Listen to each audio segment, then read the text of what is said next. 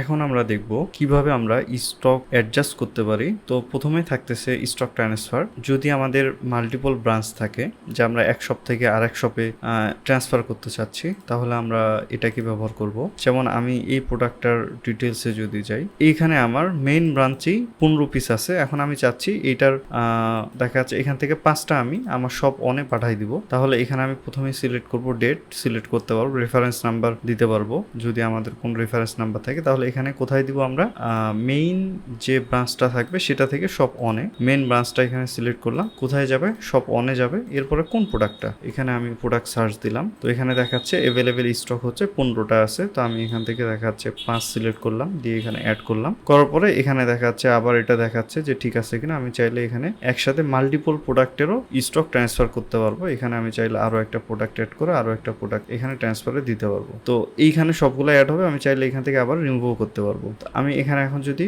Complete ট্রান্সফারে click করি, আচ্ছা এটা প্রোডাক্ট আমি রিমুভ করে দিই। আচ্ছা এখানে কমপ্লিট ট্রান্সফারে দিলাম। আচ্ছা এটা 10টা হয়ে গেছে, এটা অ্যাড করলাম। তো এখানে ট্রান্সফার 5 হবে, টোটাল 15টা আছে এবং এখানে মেইন ব্রাঞ্চ থেকে সব অনে যাবে। কমপ্লিট ট্রান্সফারে দিই, তাহলে এখানে আমার এটা ট্রান্সফার হয়ে গেছে। এখানে দেখাচ্ছে মেইন ব্রাঞ্চ থেকে কোথায় গেছে, সব অনে, এবং একটা প্রোডাক্ট ট্রান্সফার করছি। এখন আমি যদি এখানে রিলোড দিই, তাহলে আমি এখানে দেখতে পারবো যে আমার এখানে কারেন্ট স্টক কোথায় কোথায় আছে। মেইন শপে আমার এখন হয়ে গেছে 10টা এবং শপ অনে আমার এখানে হয়ে গেছে 5টা। তো এখানে কিন্তু আমার টোটাল হিস্টোরিটাও থাকতেছে যে আমি পারচেস করছি, এবং এইখানে দেখা যাচ্ছে যে আমার ট্রান্সফারের এটাও দেখাচ্ছে। তো বুঝতে পারছেন, এখানে আমি যদি টোটাল যাই তাহলে আমার কিন্তু টোটাল কোয়ান্টিটি 15টাই থাকলো, বাট 2 জায়গায় আমি ট্রান্সফার করে রাখলাম। সো 2 শপ থেকে এখন সেল করা যাবে। এখন স্টক ট্রান্সফারে আসলে এখানে আমার হিস্টোরিটা থাকবে, কোথা থেকে কোথায় গেছে এবং এখানে কয়টা আইটেম ট্রান্সফার হয়েছে। এরপরে স্টক অ্যাডজাস্টমেন্ট। স্টক অ্যাডজাস্টমেন্টটা কিভাবে কাজ করবে, যে কোনো কারণে আপনার হয়তো স্টক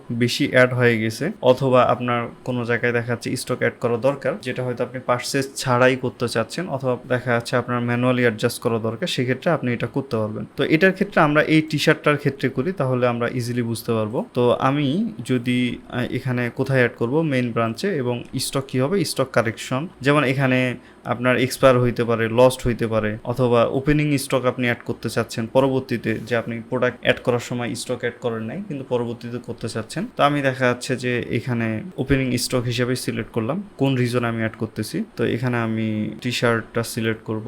এখন এখানে আমার টি শার্টটা যেহেতু ভেরিয়েশন, যেমন আমার এখানে সাইজ আছে বিভিন্ন, L size, M size, XL. তো আমি এখানে কোনটার অ্যাড করতে চাচ্ছি, তো আমি এখানে এমটার করি, এম সাইজটার। তো আমি এখানে ভেরিয়েশন সিলেক্ট করলাম।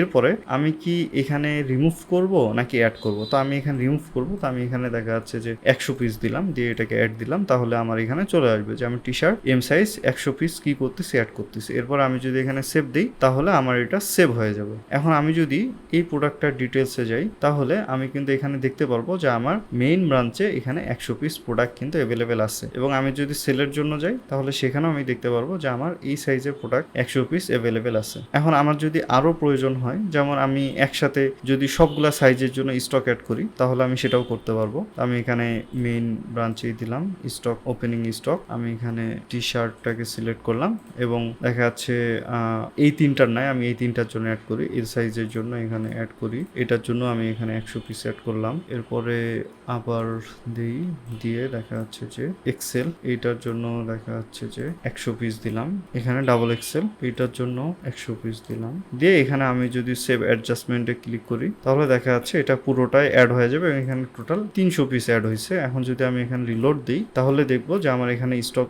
আপডেট হয়ে গেছে সবগুলোর জন্য আমার 100 পিস করে। এখন যদি আমি সেলে যাই, এখানে যদি আমি এখন টি শার্ট লিখি, তাহলে দেখব যে আমার টি শার্টের সব ভেরিয়েশনের মধ্যে এল, এক্সেল, ডাবল এক্সেল, এম সব সাইজের মধ্যেই কিন্তু আমার স্টক অ্যাড হয়ে গেছে। তো আশা করি স্টকটা কিভাবে কাজ করবে এটা বুঝতে পারছেন। নেক্সট ভিডিওতে আমরা সেলসটা দেখব যে ফুল সেলস সিস্টেমটা কিভাবে কাজ করবে।